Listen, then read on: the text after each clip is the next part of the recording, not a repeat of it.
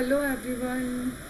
Today we are going to learn a very interesting topic, 14 Principles of Management given by Fayol. First one is division of work. It is clear from its name, division of work मतलब काम को divide करना. Work is divided into small tasks and jobs. जो काम है उसको छोटे छोटे टास्क में या छोटी छोटी जॉब में डिवाइड कर देना. A trained specialist who is competent is required to perform each job. एक ऐसा स्पेशलिस्ट जो कि ट्रेंड है वो हर एक जॉब को परफॉर्म कर सकता है. Thus, division of work leads to specialization. लेकिन जब हम काम को डिवाइड करते हैं और कोई भी पर्सन एक ही काम को बार बार रिपीट करता है अपनी डेली रूटीन में, तो वो उस वर्क में क्या हो जाता है, स्पेशलाइज हो जाता है. According to Fayol, the intent of division of work is to produce more and better work for the same effort. जो division of work है उसका इंटेंशन क्या है कि ज़्यादा से ज़्यादा प्रोडक्शन हो और काम बेटर वे में हो लेकिन सेम एफर्ट्स के साथ में हो. Specialisation is the most efficient way to use human effort. Specialisation सबसे अच्छा और एफिशिएंट तरीका है ह्यूमन एफर्ट्स को यूज़ करने के लिए. देखो, अगर मैं डिफरेंट वर्क करूँगी तो उस वर्क को समझने में टाइम लगेगा, मेरे एफर्ट्स भी उतने ही लगेंगे क्योंकि मैं अपनी एफिशिएंसी से ज़्यादा तो वर्क नहीं कर सकती. लेकिन अगर मैं डेली एक ही काम करूँगी तो उस काम को करने की मुझे हैबिट हो जाएगी, ठीक है, और उसके बाद में मैं उस काम को कम टाइम में कर पाऊँगी और डेली आउटपुट मेरा ज़्यादा हो जाएगा. तो स्पेशलाइजेशन जो है वो सबसे एफिशिएंट तरीका है ह्यूमन एफर्ट्स को यूज़ करने के लिए. In business work can be perform more efficiently if it is divided into specialised task each perform by specialist और ट्रेंड एम्प्लॉय. बिजनेस में वर्क को आप बहुत ज़्यादा एफिशिएंसी के साथ में परफॉर्म कर सकते हो अगर आपने अपने काम को स्पेशलाइज्ड वे में स्पेशलिस्ट से परफॉर्म करने के लिए बोला है या ट्रेंड एम्प्लॉयज़ से परफॉर्म करने के लिए बोला है. This results in efficient and effective output. और इसका रिजल्ट क्या होगा, हमारा जो आउटपुट निकलेगा वो बहुत एफिशिएंट और इफेक्टिव निकलेगा. Thus, in a company we have separate department for finance, marketing and human resource development. इसीलिए कंपनी में हमारे पास में सेपरेट डिपार्टमेंट्स होते हैं, चाहे वो फाइनेंस का डिपार्टमेंट हो, चाहे वो मार्केटिंग का हो, चाहे वो प्रोडक्शन का हो या वो ह्यूमन रिसोर्स डेवलपमेंट डिपार्टमेंट हो. All of them are specialised persons. इन सब में एक स्पेशलाइज्ड पर्सन होता है. Collectively they achieve production and sales target of the company. जब वो एक साथ काम करते हैं तो वो आपकी कंपनी के प्रोडक्शन और सेल्स टारगेट को एक साथ अचीव करते हैं. Second is authority and responsibility. According to Fayol, authority is the right to give order and obtain obedience and responsibility is the corollary of authority. Authority का मतलब होता है किसी को भी ऑर्डर देने का हक देना, या उसको ये हक होता है कि वो किसी को भी अपने ऑर्डर्स को फॉलो करने के लिए बाउंड कर दे. एंड रिस्पॉन्सिबिलिटी का मतलब होता है उस अथॉरिटी के अकॉर्डिंग वर्क करवाना. The two types of authority are official authority which is authority to command and personal authority which is authority of the individual manager. दो तरीके की अथॉरिटी होती है, एक तो ऑफिशियल अथॉरिटी, दूसरा पर्सनल अथॉरिटी. ऑफिशियल अथॉरिटी मतलब होता है अथॉरिटी टू कमांड, मतलब ऑर्डर देने की पावर्स हमारे पास होना. And personal authority which is the authority of the individual manager. ये एक ऐसी अथॉरिटी है जो सिंगल मैनेजर की है, वो सबको कमांड नहीं कर सकते. Authority is both formal and informal. Authority दोनों होती है, फॉर्मल एंड इनफॉर्मल.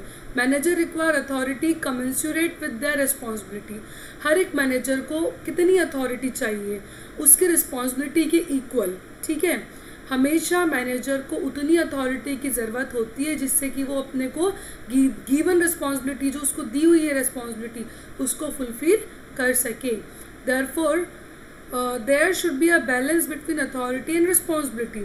इसीलिए अथॉरिटी और रिस्पॉन्सिबिलिटी के बीच में बैलेंस होना ज़रूरी है। An organisation should build safeguard against abuse of managerial power. हमेशा एक ऑर्गेनाइजेशन में मैनेजरियल पावर के अगेंस्ट में जो भी अब्यूज़ होता है उसके लिए एक सेफगार्ड होना ज़रूरी है। At the same time a manager should have necessary authority to carry out his responsibility. एक मैनेजर के पास में उतनी अथॉरिटी होनी चाहिए जिससे कि अपनी रिस्पॉन्सिबिलिटी को पूरा कर सके। अगर हमारे पास में अथॉरिटी जितनी रिस्पॉन्सिबिलिटी नहीं होगी तो हम अथॉरिटी का मिसयूज़ करेंगे, या फिर अगर हमारे पास में अगर रिस्पॉन्सिबिलिटी ज़्यादा है अथॉरिटी कम है तो हम उस काम को कंप्लीट ही नहीं कर पाएंगे। For example, a sales manager has to negotiate a deal with buyer. She finds that if she can offer credit period of 60 days, she is likely to clinch the deal, which is supposed to fetch the company not margin of sale. अगर एक sales manager को negotiate करना है किसी deal में और उसने ये पाया है कि अगर वो क्रेडिट पीरियड लेती है 60 दिन का तो वो उस डील को फाइनल कर सकती है, ठीक है। लेकिन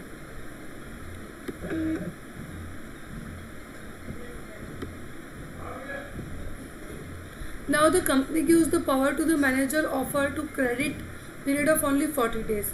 लेकिन कंपनी ने मैनेजर को पावर दिया है कि वो 60 दिन का नहीं सिर्फ 40 दिन का क्रेडिट पीरियड दे सकता है।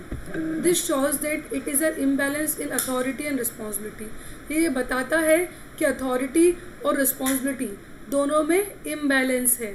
In this case, the manager should be granted authority of the offering credit period of 60 days in the interest of the company। इसमें ये शो किया गया है कि मैनेजर को इतनी अथॉरिटी या इतनी पावर होनी चाहिए कि वो क्रेडिट पीरियड 60 दिन का अपनी कंपनी के इंटरेस्ट के लिए ले सके। Simple in this example, similarly this manager should not be given a power to offer a credit period of say 100 days because it is not required. यहाँ पे मैनेजर को हमने पावर नहीं दिया है कि वो 100 डेज का क्रेडिट पीरियड ले, क्योंकि वो ज़रूरी नहीं है। A manager should have the right to punish a subordinate for willfully not obeying a legitimate order, but only after sufficient opportunity has been given to subordinate for presenting her or his case। यहाँ पे manager को right ये हक दिया है कि वो एक सबऑर्डिनेट को पनिश कर सकता है अगर वो उसके ऑर्डर्स को फॉलो नहीं करे, लेकिन सफिशिएंट अपॉर्चुनिटी के बाद में वो सबऑर्डिनेट को अपने केस में दी हुई रिस्पॉन्सिबिलिटी को पूरा करने के लिए बाउंड भी कर सकता है। सो फ्योल का क्या कहना है, जितनी अथॉरिटी हो उतनी ही रिस्पॉन्सिबिलिटी अगर होगी तो हमारे काम को कंप्लीट ईजिली कर सकते हैं। Third one is discipline. Discipline is the obedience to organisational rules and employment agreement which are necessary for the worker of the organisation. Discipline जो है उसका मतलब क्या है, ऑर्गेनाइजेशनल रूल्स और रूल्स को ओबीडियंस के साथ में फॉलो करना। Employment agreement which are necessary for the working of the organisation.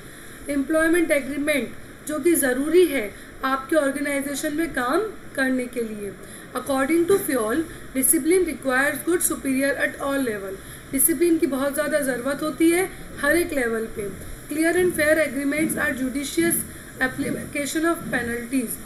अगर हमने क्लियरली फेयर एग्रीमेंट्स दिए हैं तो वहाँ पे आप अगर कोई फॉलो नहीं कर रहा है तो आप पेनल्टीज भी चार्ज कर सकते हैं।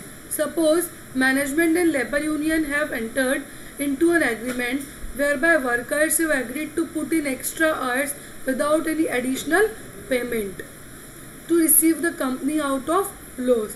Suppose मैनेजमेंट और लेबर यूनियन जो है वो किसी एग्रीमेंट में आए हैं लेकिन वर्कर्स उससे एग्री है क्योंकि वो एक्स्ट्रा आवर्स एफर्ट्स पुटअप करने के लिए रेडी है बिना किसी एडिशनल पेमेंट के, जिससे कि कंपनी को एक टाइम पे लॉस भी, जिससे कि कंपनी जो लॉस हो रहा है उससे बाहर आ सकती है। In return the management has promised to increase wages of the workers when this mission is accomplished. इसके रिटर्न में क्या होगा, मैनेजमेंट को प्रॉमिस करना चाहिए कि वो वर्कर्स के वेजेस को इंक्रीज कर देगी जो भी गोल उन्होंने अचीव करने के लिए सोचा है और वो गोल अचीव हो जाता है तब।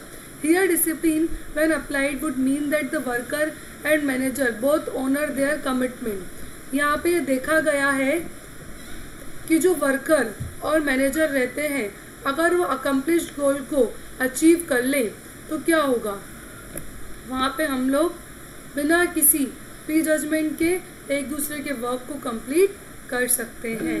सो this is our principle of discipline.